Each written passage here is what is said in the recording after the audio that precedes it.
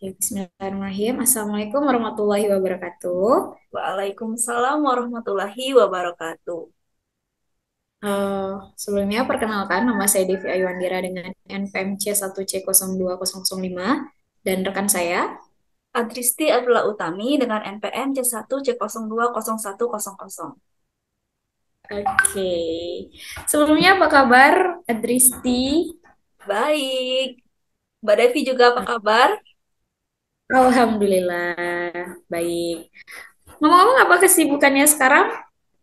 Banyak kesibukannya. Udah mulai cari-cari judul buat artikel MBKM. Kalau Mbak Devi? Sibuk ya. Sama, Ya. kita sama. Iya. Mungkin kita langsung saja melakukan podcast ya. Jadi di sistem pengendalian manajemen ini pada bab satu, mungkin kita akan menggali di dasar-dasarnya terlebih dahulu. Jadi saya ingin bertanya kepada Adristi. Mungkin yang pertama itu apa sih pengendalian manajemen itu? Jadi sistem pengendalian manajemen yaitu suatu rangkaian proses dan metode yang digunakan oleh organisasi untuk mengarahkan, mengkoordinasikan, dan mengawasi aktivitas-aktivitas yang dilakukan dalam rangka mencapai tujuan organisasi. Nah, tujuan utama dari sistem pengendalian manajemen ini yaitu untuk memastikan bahwa aktivitas organisasi berjalan sesuai dengan rencana yang ditetapkan, sumber daya yang digunakan secara efisien, dan tujuan organisasi tercapai begitu. Oke, sebelumnya kayaknya udah belajar ya. Mungkin lanjut untuk ke pertanyaan kedua. Saya masih rada kepo. Jadi, apa saja sih komponen-komponen utama yang ada di dari sistem pengendalian manajemen itu apa aja sih? Ah, Komponen-komponen utama dari sistem pengendalian manajemen itu yang pertama ada perencanaan nih. Nah, perencanaan merupakan tahap awal dalam pengendalian manajemen di mana tujuan, sasaran, dan rencana strategis organisasi ditetapkan. Perencanaan melibatkan pengidentifikasian langkah-langkah yang diperlukan untuk mencapai tujuan, alokasi sumber daya, serta pengembangan indikator kinerja yang akan digunakan untuk mengukur kemajuan. Lalu yang kedua ada pengukuran kinerja. Nah, di pengukuran ini membantu mengidentifikasikan apakah pencapaian berada pada jalur yang benar menuju tujuan atau koreksi yang diperlukan. Nah, yang ketiga ada pembandingan. Pembandingan ini dilakukan untuk membandingkan kinerja aktual dengan rencana atau standar yang telah ditetapkan, yang membantu mengidentifikasikan perbedaan antara kinerja aktual dan yang diharapkan. Lalu ada tindakan korektif. Nah, tindakan korektif ini terjadi jika terdapat perbedaan antara kinerja aktual yang diharapkan, tindakan korektif perlu diambil. Tindakan ini bisa berupa perubahan rencana, alokasi sumber daya tambahan, atau perubahan strategi untuk memastikan pencapaian tujuan dari organisasi tersebut. Yang kelima adalah pelaporan. Pelaporan ini merupakan informasi tentang kinerja organisasi dan progres terhadap tujuan disampaikan kepada pihak-pihak yang terkait, seperti manajemen senior, pemegang saham, dan pihak internal lainnya. Pelaporan ini memberikan transparansi tentang pencapaian kemajuan organisasi. Yang terakhir ada umpan balik. Nah, umpan balik ini merupakan proses yang membantu dalam peningkatan sistem pengendalian manajemen. Informasi dalam pelaporan dan evaluasi kinerja digunakan untuk merevisi rencana, lalu mengoptimalkan proses dan membuat penyesuaian yang diperlukan. Gitu. Oke, tadi saya tuh tertarik pada umpan balik atau feedback ya. Jadi dalam umpan balik atau feedback itu dalam konteks pengendalian manajemen itu kayak gimana ya? Nah, umpan balik ini merujuk pada informasi yang dikumpulkan dari kinerja aktual suatu organisasi. Kemudian digunakan untuk membandingkan dengan rencana atau standar yang telah ditetapkan, yang membantu mengidentifikasi perbedaan antara kinerja yang diharapkan dan apa yang sebenarnya, sehingga tindakan koreksi kita dapat ambil. Oke, jadi kayak gitu ya untuk di feedback atau umpan balik. Di sistem pengendalian manajemen tentunya ada standar dong. Saya boleh tahu nggak itu standar dari sistem pengendalian manajemen itu kayak apa? Nah, dalam sistem manajemen ini, yaitu merupakan titik referensi atau ukuran yang digunakan sebagai dasar untuk membandingkan kinerja aktual dengan kinerja yang diharapkan. Nah, standar ini berfungsi sebagai patokan atau pedoman yang memungkinkan organisasi untuk menilai sejauh mana pencapaian tujuan dan sasaran yang ditetapkan. Nah, dalam praktiknya, organisasi dapat mengembangkan standar berdasarkan pengalaman sebelumnya, analisis industri, tren pasar, dan tujuan jangka panjang. Pengukuran kinerja aktual kemudian dibandingkan dengan standar yang telah ditetapkan antara kinerja aktual dan standar yang dilakukan.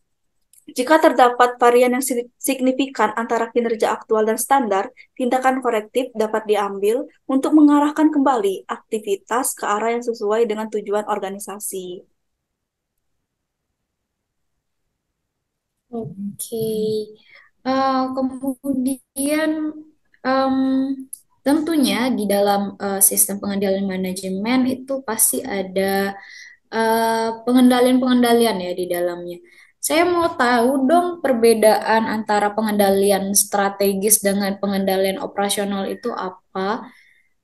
Nah, untuk pengendalian strategis dan pengendalian operasional merupakan sebenarnya itu dua konsep yang berbeda dalam manajemen. Dan keduanya ini berfokus pada tingkatan yang berbeda dalam organisasi serta jenis keputusan yang diambil. Nah, untuk pengendalian strategis, ini berfokus pada tingkatan puncak organisasi yang melibatkan pengambilan keputusan yang berhubungan dengan tujuan jangka panjang organisasi, alokasi sumber daya strategis, dan arah umum perusahaan. Pengendalian strategis membantu memastikan bahwa organisasi mencapai visi dan misi mereka secara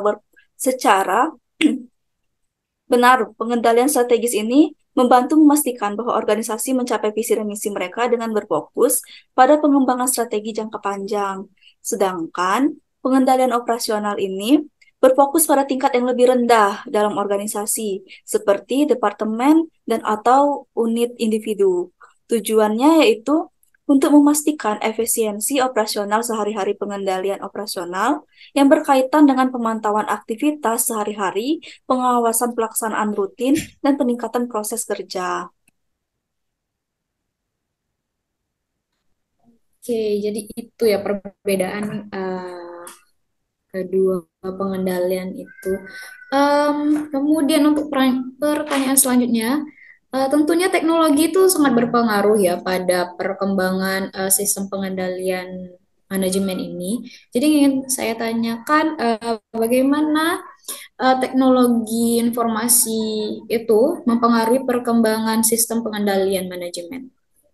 Nah, teknologi informasi ini berdampak atau mempengaruhi pengembangan sistem manajemen melalui eh, ini dapat mempermudah pengumpulan analisis dan distribusi data dalam sistem pengendalian manajemen yang memungkinkan informasi yang lebih akurat dan real time, serta memungkinkan manajemen untuk mengambil keputusan berdasarkan data yang lebih mutakhir. Nah, teknologi informasi telah memiliki dampak besar pada pengembangan sistem pengendalian manajemen. Peran teknologi informasi dalam sistem pengendalian manajemen yaitu memfasilitasi pengumpulan, pengolahan, analisis, dan serta pelaporan data yang diperlukan untuk mengolah aktivitas bisnis. Oke, ini kayaknya pertanyaan terakhir ya saya untuk saudari Adristi. Tentunya pastinya ada dampak globalisasi dong tentang terhadap sistem pengendalian manajemen. Eh, Kalau sistem pengendalian manajemen ini, Hmm. Globalisasi ini telah meningkat kompleksitas operasi bisnis dengan melibatkan berbagai pasar, budaya, dan regulasi. Sistem pengendalian manajemen harus mampu mengatasi tantangan ini dengan cara mengintegrasikan informasi dari berbagai lokasi dan mengolah resiko yang berkaitan dengan lingkungan bisnis global. Nah, globalisasi ini membawa organisasi ke dalam lingkungan bisnis yang lebih kompleks dan bervariasi. Sistem pengendalian harus mampu mengumpulkan atau mengintegrasikan dan menganalisis data dari berbagai negara dan pasar. Nah, informasi yang tepat dan akurat tentang kinerja di berbagai wilayah menjadi sangat penting. Nah, organisasi global ini menghadapi tantangan dalam mengolah sumber daya manusia yang berasal dari berbagai budaya dan latar belakang. Sistem pengendalian harus mendukung pengelolaan tim multikultural dan kinerja yang inklusif. Dalam rangka menghadapi dampak globalisasi ini, organisasi perlu memperbarui dan menyesuaikan sistem pengendalian manajemen mereka agar sesuai dengan tantangan dan peluang yang muncul dalam lingkungan bisnis yang semakin berhubung secara global. Gitu, Mbak Devi. Nah, mungkin kita gantian Oke, nggak sih uh, pertanyaannya? Hmm, dari tadi saya ngejar terus, sekarang gantian. Oke, boleh. gantian. Oke, boleh ya. Nah, mungkin saya Boleh ingin dong. bertanya nih, Mbak Devi, mengenai eh, mengapa fleksibilitas penting dalam sistem pengendalian. Oke, jadi dalam fleksibilitas itu sangat penting dalam sistem pengendalian manajemen karena lingkungan bisnis saat ini penuh dengan ketidakpastian, kemudian juga perubahan yang cepat dan kompleksitas yang terus berkembang. Yang dimana fleksibilitas ini memungkinkan organisasi untuk mengatasi tantangan yang bervariasi dan beradaptasi dengan kondisi yang berubah-ubah. Kemudian yang ketidakpastian ini merupakan ciri utama dari bisnis modern saat ini. Kemudian juga fleksibilitas memungkinkan organisasi untuk merespon perubahan em, perubahan yang tidak dapat diprediksi dengan cepat. Hal ini juga membantu organisasi mengurangi resiko dan menjaga kinerja yang stabil, bahkan di tengah ketidakpastian ini.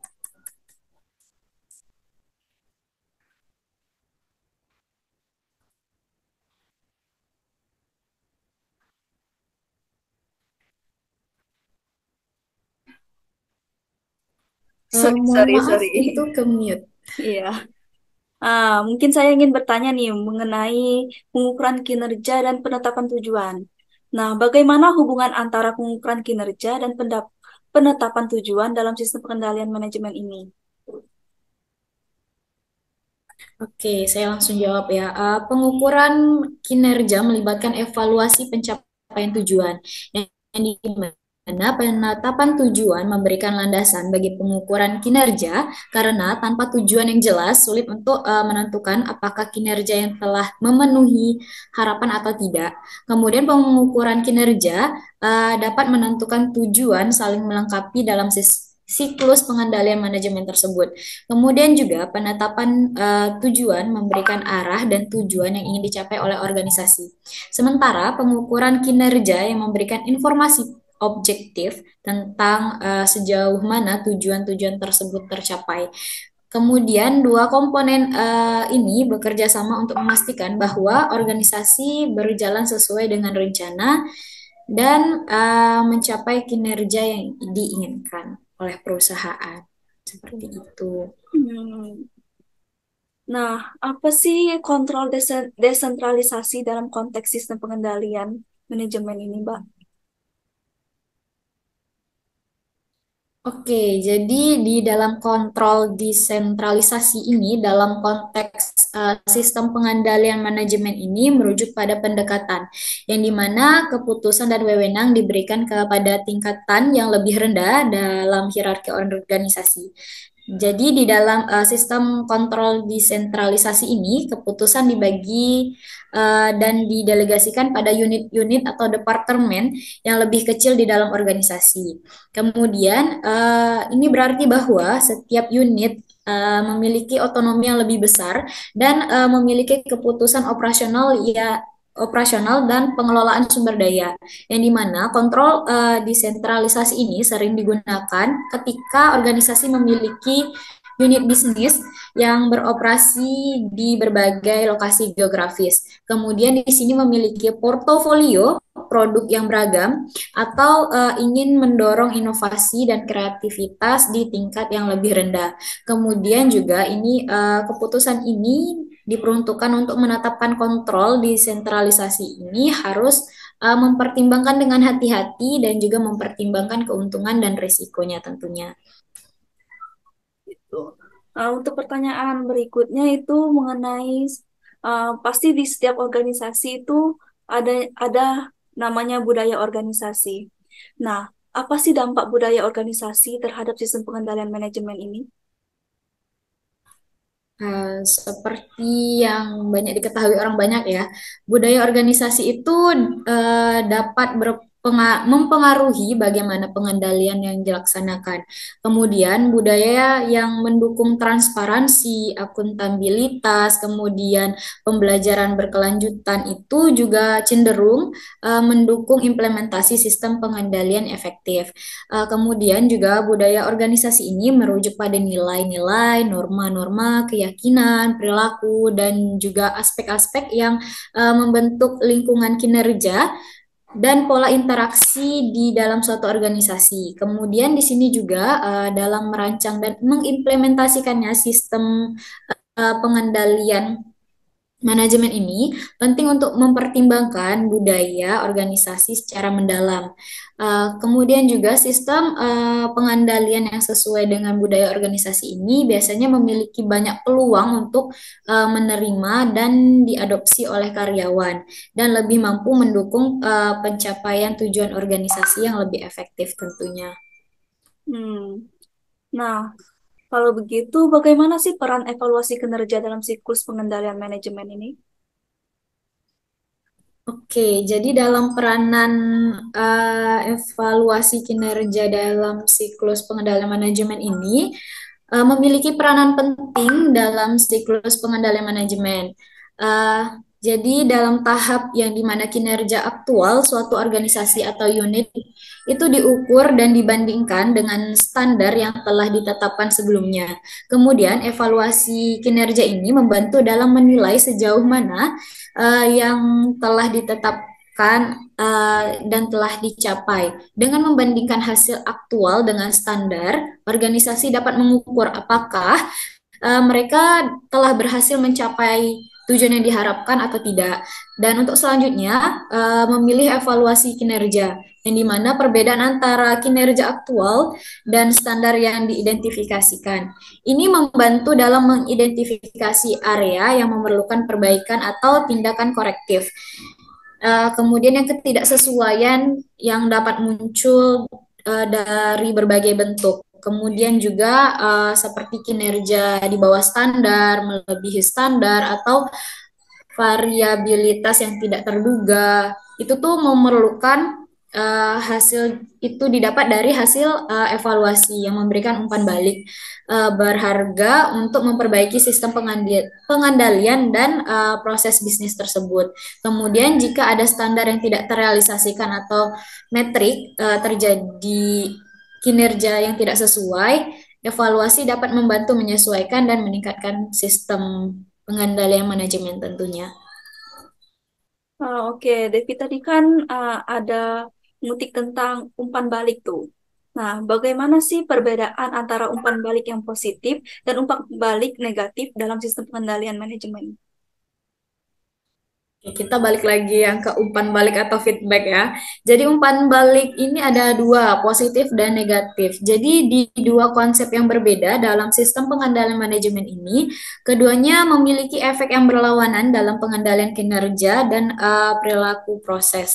Yang dimana umpan balik positif itu merupakan umpan balik suatu mekanisme yang dimana hasil dan tindakan tertentu memicu respon atau dampak yang akan memperkuat tindakan atau hasil tersebut. Umpan balik positif ini mengarahkan pada penguatan, peningkatan tindakan atau hasil, yang dimana ini bisa mempercepat perubahan atau pergerakan menuju arah tertentu dalam konteks bisnis.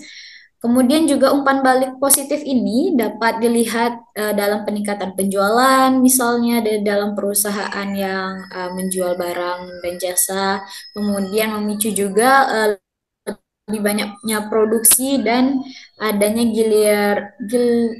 gilirannya memicu meningkatnya penjualan lebih lanjut. Kemudian untuk yang umpan balik negatif ini suatu mekanisme yang dimana hasil atau tindakan memicu respon atau dampak yang akan mengoreksi atau mengubah arah tindakan atau hasil tersebut. Yang dimana umpan balik negatif ini mengarah pada pengkoreksian atau perubahan arah tindakan atau hasil. Yang dimana ini membantu dalam mempertahankan keseimbangan atau mencapai target yang diinginkan. Di dalam bisnis biasanya umpan balik negatif ini dapat dilihat dalam penurunan penjualan yang memicu penjualan strategis atau perubahan dalam upaya penjualan itu. Kemudian juga umpan balik positif ini mengacu pada peningkatan yang muncul pada hasil kinerja yang baik. Sementara umpan balik negatif ini melibatkan koreksi atau perbaikan yang diperlukan untuk mengatasi masalah penyimpanan. Nah, mungkin cukup kali ya Kak, apa untuk pembahasan podcast kita hari ini. Bagaimana Kak? Iya, saya rasa juga cukup ya. Dari tadi kita sudah banyak berbicara tanya jawab tentunya. Dan di dalam podcast ini sudah banyak sekali wawasan yang sebelumnya saya kurang paham dan kurang jelas, tapi dengan pembahasan yang sudah dibahas oleh Saudari Artisti, itu dapat membantu saya lagi. Di bab selanjutnya, di bab 2 kita masih ada pertemuan selanjutnya. Jadi, terima kasih atas waktunya. Sampai ketemu di lain waktu di bab selanjutnya.